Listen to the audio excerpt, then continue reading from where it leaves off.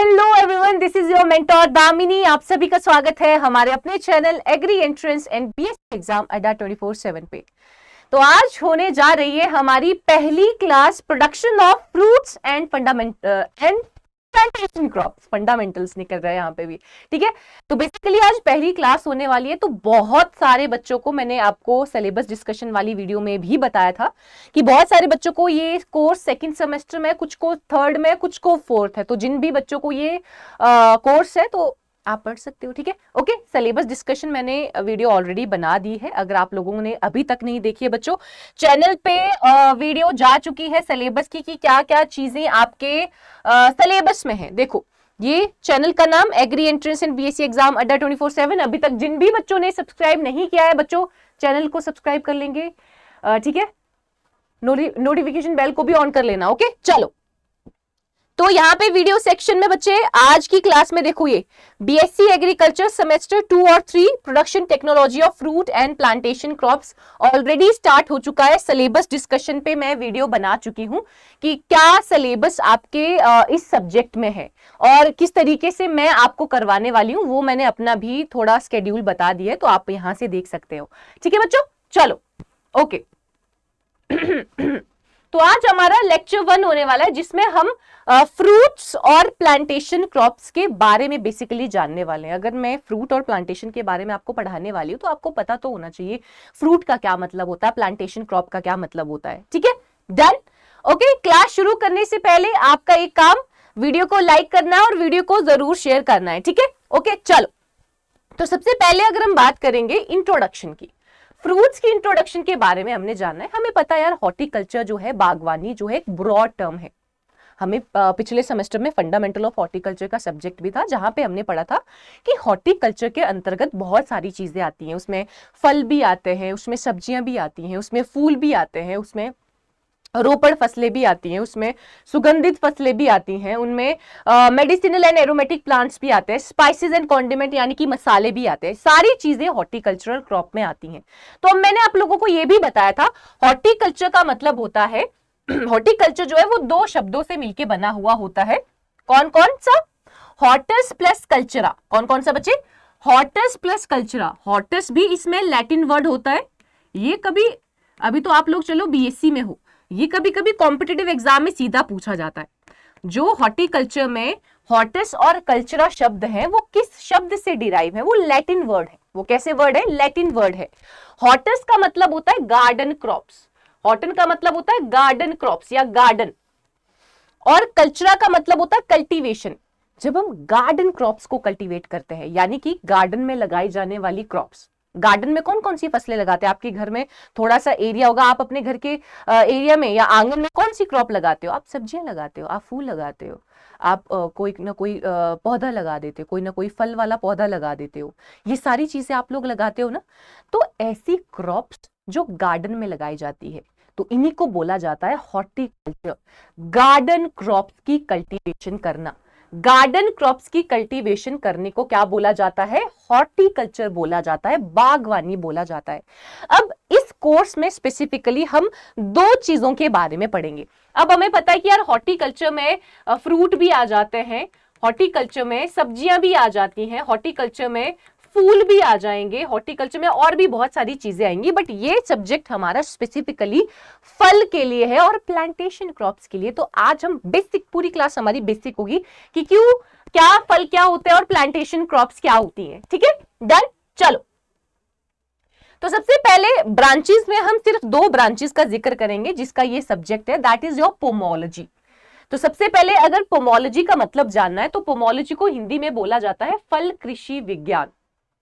अब जैसे हमने हॉर्टिकल्चर का मतलब समझा, वैसे हम पोमोलॉजी का मतलब भी समझेंगे। पोमोलॉजी दो शब्दों से मिलके बना है, पोमम प्लस लॉजी। पोमम है लैटिन वर्ड और लॉजी होता है ग्रीक वर्ड। तो पोमम का मतलब होता है फ्रूट, फल, और लॉजी का मतलब होता है किसी चीज का अध्ययन करना, किसी चीज की स्टडी करनी। तो फलों की स्टडी करना या फलों की खेती करने की स्टडी को बोला जाता है पोमोलॉजी। जब हम फ्रूट्स की बात करें कि फ्रूट्स को किस तरीके से उगाया जाता है, जब हम फ्रूट्स का अध्ययन कर रहे हैं, जब फ्रूट्स की स्टडी कर रहे हैं कि उनको किस तरीके से कल्टीवेट किया जाए, कल्टीवेट का मतलब होता है उगाया जाए, इसी को ही पोमोलॉजी बोला जाता है। इसी को क्या बोल दिया जाता है? पोमोलॉजी बोल दिया जाता है। फिर प्लांटेशन क्रॉप यानी कि रोपड़ फसलें। अब रोपड़ फसलों का क्या मतलब होता है ये समझते हैं। रोपड़ फसलों का मतलब होता है ऐसी ऐसी क्रॉप्स, वन सेकेंड, ओके। तो रोपड़ फसलों का क्या मतलब होता है? ऐसी क्रॉप्स जिनको बहुत लार्ज एरिया पे लगाया जाता है, जिनको बहुत ज्यादा एरिया पे लगाया जाता है, उनको बोला जाता है प्लांटेशन क्रॉप। क्या बोला जाता है? Plantation crop. कि ऐसी फसलें जिनको दूर दूर तक लगाया जाता है। आपने देखा होगा कि चाय के बागान है, चाय के बागान एक छोर से शुरू हो जाते हैं तो दूसरे छोर तक हमें ऐसे लगता है चाय चाय लगी हुई है वहां पे।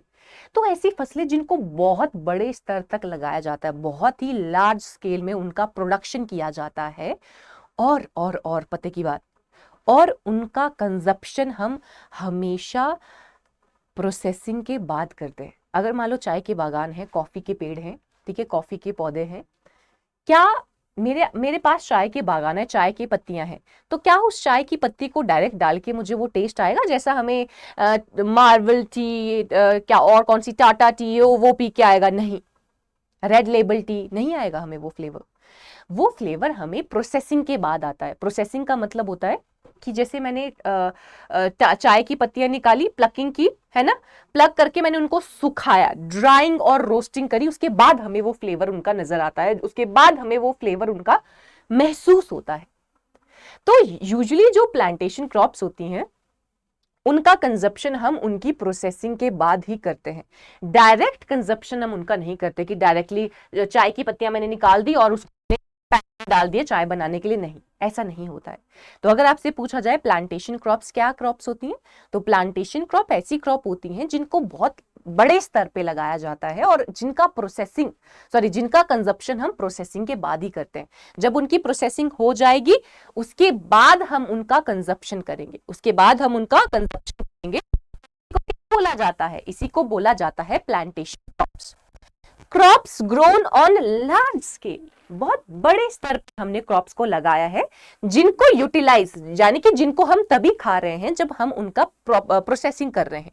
जब हमने उनकी प्रोसेसिंग कर ली तभी हम उसका कंजप्शन कर रहे हैं, तो इसी को बोला जाता है प्लांटेशन क्रॉप्स। तो इसी को क्या बोल दिया जाता है? प्लांटेशन क्रॉप, इसी को बोल दिया जाता है। डन। चलो आगे बढ़ते हैं। अगला है importances of fruits in human diet. अब हम प्लांटेशन क्रॉप और फ्रूट्स के बारे में पढ़ रहे हैं, तो हम सबसे पहला क्वेश्चन आपको एग्जाम में देखो क्या बनता है। जो भी हमारी ये सीरीज चली है तो हम ये चीज भी मेक श्योर करेंगे कि किस तरीके से एग्जाम में भी क्वेश्चन पूछे जाते हैं, सो दैट आपको भी थोड़ा आइडिया लगता रहे। ओके चलो। तो सबसे पहला क्वेश्चन आता है आप लोगों का, चाहे मिड की बात करें चाहे हम एंड टर्म की बात करें। सबसे पहला क्वेश्चन आता है, राइट डाउन और discuss in detail about the importances of fruits और इंपॉर्टेंसेस ऑफ प्लांटेशन क्रॉप्स। ठीक है, तो पहले हम फ्रूट के इंपॉर्टेंसेस और स्कोप्स के बारे में पढ़ेंगे, फिर हम प्लांटेशन क्रॉप्स के बारे में पढ़ेंगे। तो सबसे पहला और महत्वपूर्ण क्वेश्चन इस चैप्टर का, देखो पहली क्लास से क्वेश्चन बन गया, क्या? राइट डाउन इन डिटेल और discuss in detail about the importance and scope of fruit crops in India. तो आपको ये सारी चीजें बतानी है जो मैं आपके साथ डिस्कस करने वाली हूं। तो सबसे पहले अगर हम इंपॉर्टेंस की बात करें तो सबसे पहला इंपॉर्टेंस आता है न्यूट्रिशन। हम लोग फ्रूट खाते हैं, हमें उसमें से न्यूट्रिशन मिलता है। हमारी मम्मियां क्यों बोलती हैं कि डेली एप्पल खाओ, डेली पपीता खाओ, डेली सिट्रस फ्रूट्स खाओ? क्यों? क्योंकि वो हमें न्यूट्रिएंट दे रहे हैं, वो हमें विटामिन दे रहा है। विटामिन में एंटीऑक्सीडेंट प्रॉपर्टीज होती हैं जो हमें जवान रखने में मदद करता है, या और भी बहुत सारी चीजों के लिए हमारे लिए बेनिफिशियल होता है। हमारे इम्यून सिस्टम को स्ट्रांग बनाता है, हमारी आंखों को स्ट्रांग बनाता है, हमारे मसूड़ों को मजबूत रखता है, हड्डियों को मजबूत रखता है। ये सारी चीजें विटामिन कर रही हैं। ये सारी चीजें जो है विटामिन हमारी बॉडी में रोल प्ले कर रही हैं। तो मैंने बोला कि अगर हम फ्रूट्स की स्पेसिफिकली बात कर रहे हैं तो उन फ्रूट्स में विटामिन भर भर के है।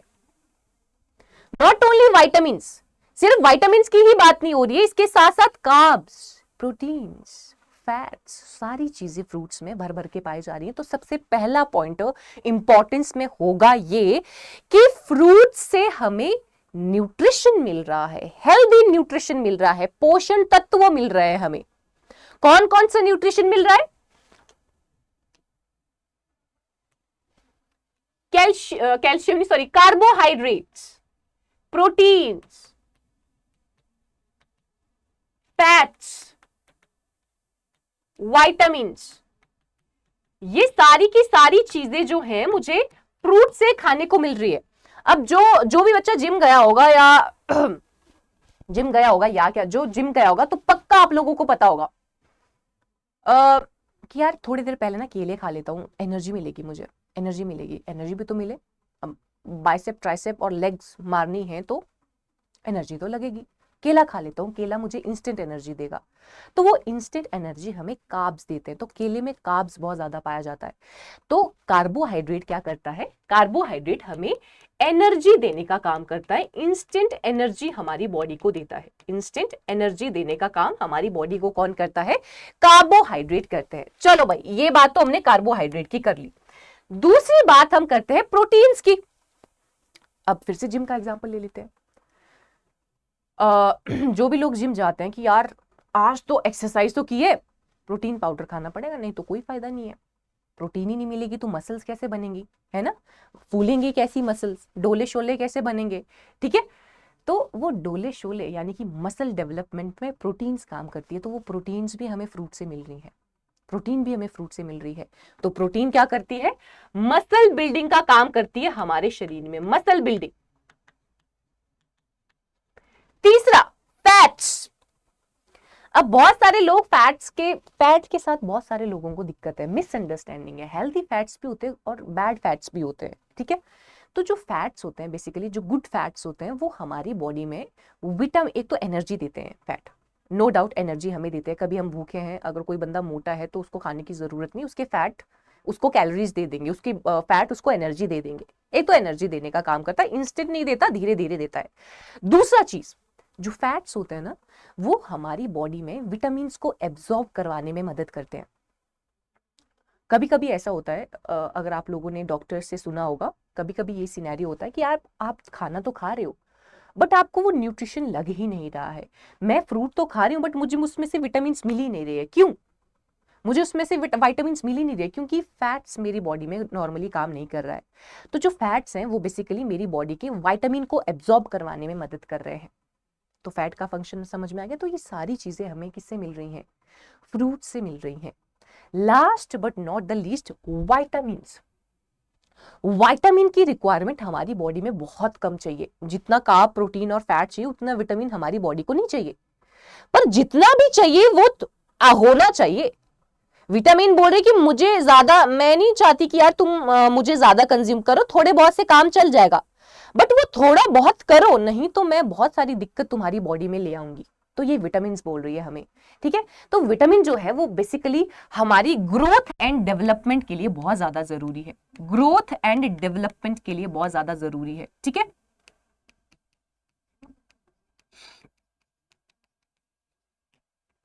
ग्रोथ एंड डेवलपमेंट के लिए बहुत जरूरी है।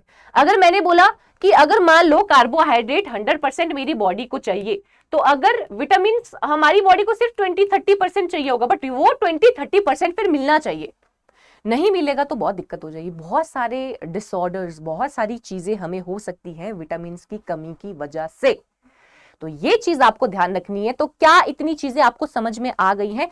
एंड मेक श्योर बच्चों, मेक श्योर नया सब्जेक्ट शुरू हो गया है और लगाइए क्लासेस, शेयर करिए, क्योंकि एज मैक्स आपके रिस्पॉन्सेज आएंगे। एज मैक्स वीडियो मैं बनाऊंगी, ठीक है।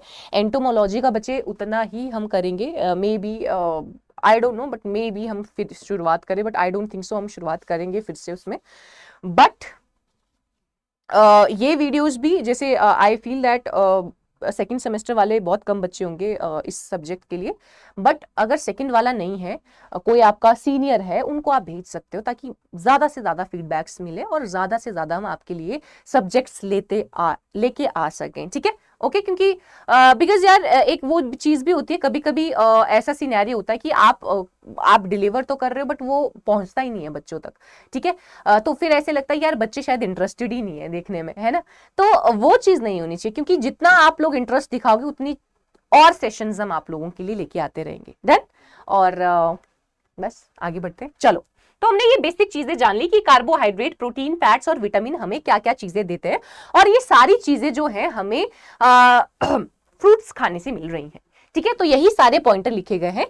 Self sufficiency in nutrient require a balanced diet, कि अगर मुझे न्यूट्रिशन, अगर मेरी बॉडी को हेल्दी रखना है तो मुझे एक बैलेंस डाइट लेनी पड़ेगी, और जो हमें फ्रूट खा के मिल रही है, क्योंकि फ्रूट में हर एक चीज मिल रही है, कार्बोहाइड्रेट भी हमें मिल रहे हैं, प्रोटीन भी मिल रही है, हमें फैट्स भी मिल रहे हैं, हमें विटामिन भी मिल रहे हैं। ठीक है, चलो अब इंपॉर्टेंस में हमने बोला मेनली हमारा फोकस था न्यूट्रिशन पे, मेनली हमारा न्यूट्रिशन पे फोकस है, बाकी और पॉइंटर्स हम आगे डिस्कस भी करेंगे। तो अब मैंने बोला कि यार अगर न्यूट्रिशन हम अच्छे से नहीं ले रहे हैं तो क्या हो सकता है, तो ये चीज आप इंपॉर्टेंस में ऐड कर सकते हो। तो सबसे पहला आप पॉइंटर इंपॉर्टेंस में क्या बोलोगे, ये हमें अच्छी न्यूट्रिशन दे रहे हैं, क्योंकि फ्रूट से हमें कार्बोहाइड्रेट भी मिल रहे हैं, विटामिन भी मिल रहा है, प्रोटीन भी मिल रहा है और फैट भी मिल रहा है। आप ये चीजें मेंशन करोगे, उनका थोड़ा प्लस पॉइंट्स मेंशन करोगे जो मैंने आपको बताया। कार्बोहाइड्रेट हमारी बॉडी को इंस्टेंट एनर्जी देता है, प्रोटीन हमारी मसल डेवलपमेंट करता है, फैट हमें एनर्जी देता है, इसके साथ साथ विटामिन को एब्जॉर्ब करवाता है, और विटामिन जो है वो हमारी ग्रोथ एंड डेवलपमेंट के लिए जरूरी है। अब अगर ये न्यूट्रिशन हमें नहीं मिला तो हमारे शरीर में ये सारी चीजें हो सकती हैं। अगर वो न्यूट्रिशन हमें नहीं मिला तो हमारे ये सारी चीजें हो सकती है। तो सबसे पहले विटामिन ए की बात कर लेते हैं। विटामिन ए जिसको रेटिनोल बोला जाता है, ये आपको फिलिंग द ब्लैंक में क्वेश्चन आते हैं। विटामिन ए की वजह से कौन से डिसऑर्डर या क्या चीज हमारी बॉडी में होती है, और क्या चीजें, कौन सा फ्रूट हमें खाना चाहिए अगर हमें विटामिन ए की डेफिशिएंसी ना हो। ठीक है, तो सबसे पहले ये चीज आपको ध्यान में रखनी है कि जब भी विटामिन ए का जिक्र हो तो आप लोगों को ये चीज याद रखनी है कि जो विटामिन ए है, जो विटामिन ए है वो हमारी आंखों के लिए बहुत अच्छा होता है, हमारी आईज के लिए बहुत अच्छा होता है। तो अगर आप चाहते हो कि आपकी आंखों की रोशनी बरकरार रहे और बहुत देर तक रहे, तो हमें विटामिन ए अपने खाने में रखना है, और जो हमें फ्रूट से मिल रहा है। तो विटामिन ए को नाम है रेटिनोल, हमारी आंखों में रेटिना होता है ना, तो वहीं से इसका नाम भी है रेटिनोल। तो अगर विटामिन ए की कमी पाई गई तो आंखों से संबंधित रोग हो सकते हैं, आंखों से संबंधित डिसऑर्डर्स हो सकते हैं। तो वो क्या क्या है वो जानते हैं। तो सबसे पहला है नाइट ब्लाइंडनेस, जिसको रातांधता बोला जाता है। नाम से पता चल रहा है बेटा, नाइट ब्लाइंडनेस, रात को अंधा बना रहा है। मतलब जिस भी व्यक्ति को नाइट ब्लाइंडनेस होती है उसको रात को विजन प्रॉपरली नहीं दिखाई देता। दिन में सही है, दिन में सही दिख रहा है 1 2 3 4, रात को थोड़ा ब्लरी विजन आता है उनका, इसको बोला जाता है नाइट ब्लाइंडनेस, जो कि विटामिन ए की डेफिशिएंसी से होता है।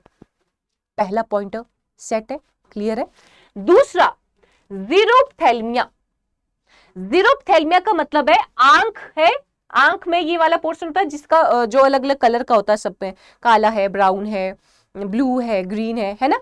ये वाला जो पोर्शन है यहाँ पे ग्रे कलर का डिस्कलरेशन हो जाता है। ग्रे कलर का डिस्कलरेशन का मतलब है ग्रे सा पैच बन जाएगा। देखो यहाँ पे मैंने फोटो भी लगाया होगा फॉर श्योर। ये देखो जो आंख है, आंख के ऊपर ग्रे धब्बा बन रहा है, ग्रे डिस्कलरेशन आ रही है, ग्रे कलर का कुछ धब्बा धब्बा सा फॉर्म हो रहा है। इसको बोला जाता है जीरोप्थेल्मिया। क्या बोला जाता है? जीरोप्थेल्मिया। तो ये एक ऐसा डिसऑर्डर है या ऐसी बीमारी है जिस वजह से बंदा कंप्लीटली ब्लाइंड हो सकता है। जिस भी इंसान को जीरोप्थेल्मिया होगा वो कंप्लीटली ब्लाइंड हो सकता है। ठीक है, तो ये चीज़ भी हमें ध्यान रखनी पड़ेगी। तभी विटामिन्स बहुत ज़रूरी होते हैं। इनका अमाउंट हमारी बॉडी में बहुत कम चाहिए, बट होना चाहिए, जितना है वो होना चाहिए, अदरवाइज बहुत दिक्कत वाली बात हो सकती है। तो विटामिन ए के बारे में हमने पढ़ लिया, रेटिनोल इसको बोला जाता है, और इसकी वजह से नाइट ब्लाइंडनेस यानी कि रतांधता और जीरोप्थेल्मिया यानी कि नेत्र शुष्कता, बेसिकली उसमें जो आंख है वो सूख जाती है। ठीक है, ऐसे होता है ना हमारी आंखें वाटरी वाटरी सी होती है, लिक्विड लिक्विड सा होता है, आंखों का सूखना, उसको भी जीरोप्थेल्मिया बोला जाता है, या वैसा ग्रे कलर का पैच सा बन जाता है जिसको जीरोप्थेल्मिया बोला जाता है। ठीक है, डन। अब भाई विटामिन ए की कमी हो गई है तो सबसे ज्यादा किस विटामिन में, सॉरी किस फ्रूट में विटामिन पाई जाती है? मैंगो, आम खाओ, पपीता खाओ, परसिमन खाओ, डेट्स खाओ, जैक फ्रूट खाओ, वॉलनट खाओ। आम में सबसे ज्यादा विटामिन ए पाई जाती है। अगर आपसे पूछा जाए कौन सा ऐसा फ्रूट होता है जिसमें सबसे ज्यादा विटामिन पाई जाती है, तो वो आम है। आम के बाद पपीता, पपीते में आम के बाद विटामिन ए सबसे ज्यादा पाई जाती है। यानी कि first richest source mango, second richest source papaya. दोनों इंपॉर्टेंट है। फर्स्ट कौन सा है, सेकंड कौन सा है, दोनों चीजें इंपॉर्टेंट है। डन। चलो अगला, विटामिन B1। देखो विटामिन अलग अलग प्रकार के होते हैं ना, ए, बी कॉम्प्लेक्स, सी, के, ओके, ई। जो बी कॉम्प्लेक्स है उसको बी कॉम्प्लेक्स क्यों बोला जाता है, क्योंकि इसमें बहुत सारी और भी विटामिन आती हैं। विटामिन बी कॉम्प्लेक्स में B1 भी आता है, B2 भी आता है, B3 भी आता है, B4 भी आता है, B6, B10 सारी चीजें आती हैं। तो बी कॉम्प्लेक्स की बात करते हैं और उसमें भी B1 की बात करते हैं। तो अगर मैं सबसे पहले विटामिन B1 की बात करूं, जिसको बोला जाता है थायमीन, नाम दूसरे नेम भी याद रखने बेटा, विटामिन B1 थायमीन। आपको इन जनरल याद रखना है कि जो विटामिन बी कॉम्प्लेक्स है ना, वो हमारे स्किन और हेयर ग्रोथ के लिए बहुत अच्छा है, हमारे बालों को और हमारे स्किन को अच्छा करता है विटामिन बी कॉम्प्लेक्स। अलग अलग फीचर्स हैं। अब मैंने बोला विटामिन बी कॉम्प्लेक्स में अलग अलग विटामिन हैं, वो अलग अलग रोल तो होगा उनका कुछ ना कुछ, तभी उनको अलग अलग नाम दिए गए हैं। बट इन जनरल अगर आपको कोई फंक्शन पूछे विटामिन बी कॉम्प्लेक्स का, तो वो हमारे हेयर के लिए, हमारे हेयर ग्रोथ के लिए और हमारे स्किन के लिए बहुत ज्यादा जरूरी होता है विटामिन बी कॉम्प्लेक्स। तो सबसे पहले B1 की बात करते हैं। तो B1 भी एज यूजुअल, तो B1 की खास बात देखते हैं। जो B1 है ना, उसकी वजह से हमें भूख अच्छी लगती है। होता है ना कि कुछ बच्चों को भूख ही नहीं लगती। जब मैं भी छोटी थी तो मुझे भूख ही नहीं लगती थी, मतलब और मैं बहुत ऐसे खेलती रहती थी, स्पोर्ट्स में होती थी तो, बट मुझे भूख ही नहीं लगती थी। फिर मैं ऐसी सूखी सूखी लकड़ी जैसी थी। हालांकि अभी भी मैं पतली हूँ, बट स्टिल पहले मैं ज्यादा पतली थी। तो मे बी अब उस टाइम पे टेस्ट वाला सीन तो होता नहीं था, तो ऐसा होता था भी किसी न किसी विटामिन की डेफिशिएंसी होगी। तो जो B1 होता है उसकी वजह से हमें भूख नहीं लगती। अगर भूख नहीं लगेगी तो क्या मैं पतली होंगी कि मोटी होंगी? पतली होंगी, ठीक है। तो B1 की वजह से हमारा एपेटाइट, एपेटाइट का मतलब होता है भूख, हमें भूख लगना बंद हो जाता है। अगर भूख नहीं लगेगी ना तो मेरा वेट बढ़ेगा और ना ही मेरी मसल स्ट्रांग होंगी। तो मुझे वीकनेस छाई रहेगी कि हा वीकनेस, हर टाइम मुझे थका थका सा लगेगा। तो ये विटामिन B1 की वजह से होता है। कौन कौन सा बोला मैंने? लॉस ऑफ एपेटाइट, भूख ना लगना। भूख ना लगेगी तो मसल्स क्या हो जाएंगी? मसल्स वीक हो जाएंगी। तो ये आपका क्या है? ये आपका विटामिन की डेफिशिएंसी है। तो इसके साथ साथ अगर मैं विटामिन B1 की बात करूं, विटामिन B1 की वजह से होता है बेरी बेरी, बेरी बेरी। हमने बचपन से पढ़ा होता है, छोटी छोटी क्लासेस से पढ़ा होता है कि विटामिन B1 तो नहीं पढ़ा था हमने, विटामिन B की वजह से बेरी बेरी होता है, ये हमने पढ़ा होता है, ये चीज हमने पढ़ी होती है ना। तो B1 जो है, सॉरी, बेरी बेरी का मतलब होता है एक ऐसा डिसऑर्डर जहां पे, ये देखो आपको ये दिख रहा है, ये वाला सेकंड डायग्राम, इसमें क्या है? हाथ दिए हुए, पूरी बॉडी पे ऐसा होता है, ये सिर्फ हाथ ही है। हाथ पे ऐसे पैच पैच बने हुए हैं लाल लाल, ऐसे इस तरीके से पूरी बॉडी में लाल लाल पैचेस बन जाते हैं। इसको बोला जाता है बेरी बेरी। मैंने बताया ना स्किन और हेयर से रिलेटेड, आ गई स्किन की बीमारी, बेरी बेरी। पूरे स्किन में इस तरीके से लाल धब्बे बन जाते हैं बेरी बेरी रोग में, ठीक है। तो अगर आपसे पूछा जाए बेरी बेरी किस विटामिन की डेफिशिएंसी से होता है? B1 की डेफिशिएंसी से। और B1 का नाम होता है थायमीन। B1 का क्या नाम होता है? थायमीन नाम होता है। डन, चलो ओके। तो विटामिन B1 का तो हमने पढ़ लिया। अब विटामिन B1 के लिए हमने सोर्सेज क्या खाने, कौन कौन से हमने फ्रूट खाने? हमें खाना पड़ेगा कैश्यू। कैश्यू में सबसे ज्यादा विटामिन B1 पाया जाता है। वॉलनट्स, बेसिकली आप लोग यहाँ पे देखोगे जो नट्स हैं, नट्स में हमें विटामिन मिल रही है, नट्स फ्रूट से हमें ज्यादा विटामिन मिल रही हैं। डन, चलो आगे बढ़ते हैं। अगला आ जाता है विटामिन B2 या जिसको बोला जाता है राइबोफ्लेविन। विटामिन B2 या जिसको बोला जाता है राइबोफ्लेविन। अब ये क्या है? अब इसका क्या मतलब है वो समझते हैं, ठीक है। चलो 1 सेकेंड। अब देखो विटामिन B2 की क्या होता है? विटामिन B2 की वजह से, अब स्किन की बात हो रही है कि यार ऑल ओवर बी कॉम्प्लेक्स की वजह से हमारी स्किन अच्छी हो रही है। तो B2 की वजह से क्या होगा? ये वाला पोर्शन है, ये वाला आपने देखा होगा जब सर्दियां आती है तो हमारा ये वाला पोर्शन बहुत फट जाता है, ड्राई हो जाता है। तो लिप्स जो है वो क्रैक कर जाते हैं, basically mainly from sides. Lips side से क्रैक होना शुरू हो जाते हैं। पहला पॉइंट क्रैकिंग ऑफ लिप्स। दूसरा पॉइंट बहुत ही इची स्किन, इची नहीं स्केली स्किन हो जाएगी। स्केली का मतलब होता है पपड़ियां निकल जाएंगी स्किन की। कभी कभी विंटर्स में तो नॉर्मली होता है कि स्किन ड्राई है तो पपड़ियां निकल रही हैं, है ना। बट यहाँ पे क्या होगा? बहुत ज्यादा पपड़ियां निकलेंगी, पूरी ऐसे लग रहा है कि स्किन ही निकल रही है, सांप जैसी खाल निकल रही है। उसको बोला जाता है स्केली स्किन, स्केली स्किन, ठीक है। स्केल्स निकल रही हैं, पपड़ियां निकल रही हैं। यहाँ पे मैंने आपको डायग्राम भी बताया होगा, तो डायग्राम पे देखते हैं तो और अच्छे से हो जाएगा। देखो यहाँ पे इतनी सूखी पपड़ी निकल रही है, देखो स्किन की, ये देखो इस तरीके से फिर वो निकल जाती है। इतनी ड्राइंग हो रही है, इतनी ड्राइंग हो रही है विटामिन B2 की कमी की वजह से। तो मेजर सिम्टम्स याद रखने हैं, cracking of lips from sides, side से लिप्स का क्रैक हो जाना। दूसरा, जो स्किन है उसमें स्केल्स बन जाते हैं, स्केल का मतलब होता है पपड़ियां बन जाती हैं, ड्राई स्केली स्किन। ये किसकी वजह से?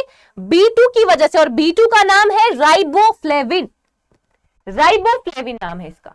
ओके चलो, तो सोर्सेस, बेल, बेल की पत्तियां, भांग, धतूरा। बेल जो है, बेल फ्रूट जो है वो विटामिन B2 जो है उसमें सबसे रिचेस्ट सोर्स माना जाता है। तो आई होप आपको ये चीजें समझ में आ गई होंगी। डू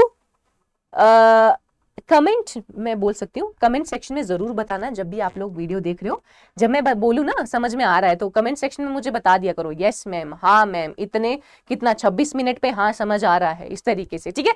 तो वो चीज पता क्या होता है, वो चीज फिर ऐसे लगता है कि अच्छा लगता है कि यार, ऐसा लगता है कि मैं ही नहीं बोल रही हूँ, कि तुम्हारी तरफ से भी रिस्पॉन्सेज आ रहे हैं, तो वो फिर म्यूचुअल लगता है, फिर वो टू वे कम्युनिकेशन सा फील होता है, फिर ऐसे अच्छा लगता है, फिर अगली वीडियो में और ऐसे कुछ ना कुछ पूछने का मन करता है कि मैं ये पूछूंगी, फिर ये पूछूंगी, ठीक है।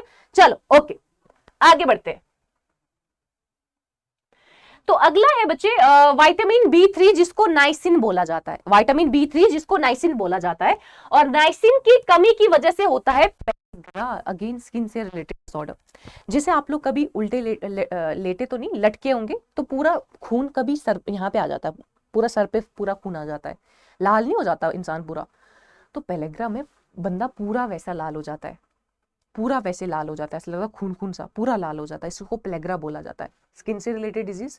दूसरा एलोपेशिया, ये बहुत सारे बच्चों को पता होगा क्योंकि आजकल एडवर्टाइजमेंट बहुत चलती हैं, एड्स बहुत चलती हैं, ठीक है। बालों के लिए मिनॉक्सिडिल लगाएं, बालों के लिए ये लगाएं, फलाना लगाएं, ढिमकाना लगाएं। एलोपेशिया का मतलब होता है जब बालों का पैच निकलना शुरू हो जाएगा, पैच पैच में बाल झड़ना शुरू हो जाते हैं। नॉर्मली झड़ते हैं ना बाल, अब रेनी सीजन आएगा तो तब बाल झड़ते हैं, नॉर्मली तो झड़ते हैं सभी के, बट एलोपेशिया का मतलब होता है जब बाल जो है वो ऐसे गुच्छे गुच्छे में निकलेंगे, जब ऐसे गुच्छे गुच्छे में बाल निकलना शुरू होंगे तो उसको एलोपेशिया बोला जाता है। क्या बोला जाता है? एलोपेशिया बोला जाता है। तो जो विटामिन B3 है उसके मेजर सिम्टम्स में आ जाता है ये पेलेग्रा और एलोपेशिया, पेलेग्रा एलोपेशिया।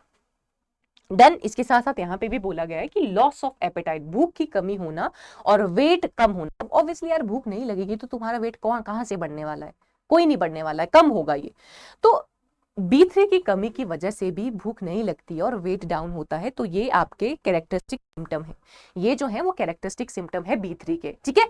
तो इसके लिए क्या करो, बनाना खाओ, नट्स खाओ, और बेसिकली जो B कॉम्प्लेक्स है उसके सोर्स ज्यादातर नॉन वेजिटेरियन सोर्सेज है, तो फ्रूट से हमें मिलता है बट उतना अच्छा विटामिन B नहीं मिलता है, ठीक है। डन। चलो ओके, अगला विटामिन B6 जिसको पायरिडॉक्सिन बोला जाता है, और पायरिडॉक्सिन की वजह से हमारा दिमाग ज्यादा अच्छे से काम करना बंद कर देता है। ऐसा होता है ना, डॉक्टर्स बोलते हैं कि यार विटामिन खाओ, क्योंकि विटामिन जो है वो हमारे बॉडी को अच्छे से ग्रो और डेवलप करवा रही है, तो उसी में ही फंक्शनिंग की बात भी आ जाती है कि ब्रेन अच्छे से फंक्शन कर रहा है कि नहीं कर रहा है। कभी कभी होता है ना कुछ बच्चों का दिमाग बहुत स्लो चलता है, बोलते हैं ये खिलाओ इनको, प्रोटीन खिलाओ, ये खिलाओ, है ना, ऐसा बोलते हैं डॉक्टर्स। तो बेसिकली विटामिन B6 की वजह से ब्रेन फंक्शन डिक्रीज कर जाता है, थोड़ा ढीला ढाला दिमाग हो जाता है, ठीक है। तो पोटैटोज खाओ, हालांकि पोटैटोज जो है उसमें ज्यादा जो है विटामिन B6 नहीं पाया जाता, बट बहुत ही कम मात्रा में पाया जाता है। जैसे कि मैंने आप लोगों को कहा भी कि जो हमारा विटामिन B है वो ज्यादातर नॉन वेजिटेरियन सोर्सेस में पाया जाता है, तो ज्यादा फ्रूट्स में हमें मिलता नहीं है वो, ठीक है। डन। चलो आगे, विटामिन B12 जिसको साइनोकोबैलामिन बोला जाता है, विटामिन B12 जिसको साइनोकोबैलामिन बोला जाता है। अब जो साइनोकोबैलामिन है, अब देखो B12, ये इसका ऑल्टरनेट नेम भी पूछा जाता है, B12 को साइनोकोबैलामिन बोला जाता है, इसकी वजह से अनीमिया हो सकता है। अनीमिया का मतलब होता है खून में आयरन की कमी होना, तो ये हो सकता है इस वजह से। और दूसरा ऑटो इम्यून डिसऑर्डर, हम बोलते हैं ना यार मेरी इम्यूनिटी बहुत स्ट्रांग है, मेरी इम्यूनिटी बहुत वीक है। इम्यूनिटी, हमारा इम्यून सिस्टम हमें बाहर से बचाता है, जो भी वायरस आ रहा है, बैक्टीरिया आ रहा है, उनसे बचाता है, पर कभी कभी इम्यून सिस्टम पगला जाता है, वो अपने ही बॉडी के प्रति अपनी बॉडी की सेल्स को खाने लग जाता है। तो उसको बोला जाता है ऑटो इम्यून डिसऑर्डर्स, कि अपना इम्यून सिस्टम दूसरों को मारना था, वो हमें ही मार रहा है। ऑटो इम्यून डिसऑर्डर, तो ऑटो इम्यून डिसऑर्डर्स यूजुअली ऐसा देखा गया है, जिन भी लोगों को ऑटो इम्यून डिसऑर्डर होते हैं उनमें विटामिन B12 की डेफिशिएंसी होती ही होती है। तो इसके लिए leafy vegetables are the sources. तो ये बच्चे हमने अभी विटामिन ए और बी के बारे में पढ़ा है, बाकी भी विटामिन है कि और विटामिन सी की वजह से क्या होगा, डी की वजह से क्या होगा, के की वजह से क्या होगा, ये हम अगली क्लास में जानेंगे। तो आज के क्लास में हमने बस इतना पढ़ा है कि फ्रूट्स का क्या मतलब होता है, प्लांटेशन क्रॉप का क्या मतलब होता है, और जो फ्रूट्स हैं उनके क्या इंपॉर्टेंसेस होते हैं। अगली क्लास में ये भी हम कंटिन्यू करेंगे, क्योंकि ये बड़ा टॉपिक है और ये पूछा भी जाता है। 8 और 10 नंबर में ये क्वेश्चन पक्का है आप लोगों को। ओके, और हमने जाना कि भाई विटामिन ए या बी कॉम्प्लेक्स की डेफिशिएंसी से हमारी बॉडी में क्या क्या चीजें हो सकती हैं। तो ये पॉइंटर्स आपको सारे ऐड ऑन करने हैं जब आपको इंपॉर्टेंसेस आएंगे कि हमें न्यूट्रिशन मिलता है, अगर नहीं खाओगे तो ये सारी चीजें हो जाएंगी। जितने नंबर का होगा उस नंबर से आप एक्सटेंड कर सकते हो आंसर को। लॉन्ग टर्म है तो लॉन्ग में पूरा लिख लिया, नहीं है तो एनलिस्ट कर लिया। ठीक है, डन बच्चों, चलो ओके। तो जैसे कि मैंने आप लोगों को बोला भी बच्चे कि ये जो आपका सब्जेक्ट है ये सेकंड सेमेस्टर में भी है, थर्ड में भी किसी को है, किसी को फोर्थ में भी है। तो जिस भी सेमेस्टर में आपको, तो आप लोग पढ़ सकते हो। तो बेसिकली मैं इसीलिए शुरू किया था कि कुछ बच्चों को सेकंड सेमेस्टर में भी था। तो अगर आप भी इन सब्जेक्ट्स को डिटेल्स में पढ़ना चाहते हो तो बच्चों ऑलरेडी बैच शुरू हो गया और बैच में बहुत सारे सब्जेक्ट ऑलरेडी कवर कर दिए गए हैं। और मैं हर वीडियो में ये बोलती हूँ कि यार ये बैच, आई फील दैट ये batch is the most important batch of BSc, क्योंकि यहाँ पे आपको इतने ज्यादा फंडामेंटल कोर्सेज करवाए जा रहे हैं कि पूछो मत। और फंडामेंटल टॉपिक अगर आपको नहीं पता है तो आपको आगे चल के दिक्कत आएगी। जैसे एक एग्जाम्पल बताती हूँ मैं, जैसे मैं पेड क्लासेस में जिन बच्चों ने बैच ले लिया है उन बच्चों में कुछ प्रोडक्शन टेक्नोलॉजी और वेजिटेबल वाले भी हैं, कुछ फ्रूट वाले भी हैं। तो वहां पे हमेशा कुछ टर्म्स आती हैं जो फंडामेंटल ऑफ हॉर्टिकल्चर से रिलेटेड है। अगर आपने वो सब्जेक्ट अच्छे से नहीं पढ़ा होगा तो आपको आगे दिक्कत आने ही आने वाली है। और जाहिर सी बात है, अब अपकमिंग सेमेस्टर्स में मैं फंडामेंटल ऑफ हॉर्टिकल्चर के कॉन्सेप्ट नहीं बता सकती हूँ, क्योंकि सिलेबस इन चीजों का बहुत ज्यादा है। और अगर मैं पिछला बताने लगी तो अगला नहीं होगा। तो ये चीज मेक श्योर आपको करनी है। मैं सच में यार, मतलब फर्स्ट सेमेस्टर में भी मतलब हमारा बैच था, तो मैंने बच्चों को ये था कि यार जो ले सकता है बैच वो ले लो, व्हाई नॉट, फायदा तो है। और मैं तो ऐसे कराती हूँ कि आगे चल के भी आपको करना नहीं पड़ेगा इधर उधर से। ठीक है, बाकी अमन सर और परीक्षित सर है वो भी बहुत अच्छा करवाते हैं। तो फिर मतलब मैंने कभी नहीं ऐसा बोला कि यार बैच लेना चाहिए, हालांकि लेना चाहिए, आई फील दैट। बट इस वाले के लिए तो मैं ऐसे बोल रही हूँ कि ये तो तुम्हें लेना ही चाहिए, क्योंकि इसमें फंडामेंटल कोर्सेज बहुत ज़्यादा हैं बच्चों। और फंडामेंटल स्ट्रांग नहीं होंगे, जैसे फंडामेंटल ऑफ एंटोमोलॉजी, अगर आपको ये नहीं पता होगा कि एंटीना क्या होते हैं, अलग अलग पार्ट क्या होते हैं, टांगों में फीबिया क्या होता है, ठीक है, ये फीमर क्या होता है, टीबिया क्या होता है, मिक्स हो गया देखो। या आपको ये नहीं पता है विंग विनेशन क्या होता है, कौन सा इंसेक्ट कैसे खाता है, तो आपको आगे चल के जो एंटोमोलॉजी के सब्जेक्ट आएंगे वो नहीं समझ में आएंगे। ये मैं नहीं बता रही, ये ऐसा होने वाला है। अगर देखो, अगर आपको फंडामेंटल ऑफ हॉर्टिकल्चर आपको अच्छे से नहीं आता होगा, आपको नहीं समझ में आएगा प्रोडक्शन टेक्नोलॉजी ऑफ फ्रूट। जब हम फ्रूट्स पे आएंगे, ये तो भी बेसिक टॉपिक चल रहा है, जब हम आगे चल के फ्रूट में आएंगे तो आपको दिक्कत आएगी, क्योंकि वहां पे मैं उन टॉपिक को एक्सप्लेन नहीं कर सकती हूँ बहुत ज्यादा। वो जाहिर सी बात है, वो दिखती सी बात है, वो फिर मैं वो टॉपिक लेके थोड़ी ना बैठूंगी बच्चे। ठीक है, डन। तो जो भी बच्चा इंटरेस्टेड है तो बच्चे आप बैच ले सकते हो। 14 सब्जेक्ट टोटल हैं जो आपको इस बैच में पढ़ाए जा रहे हैं।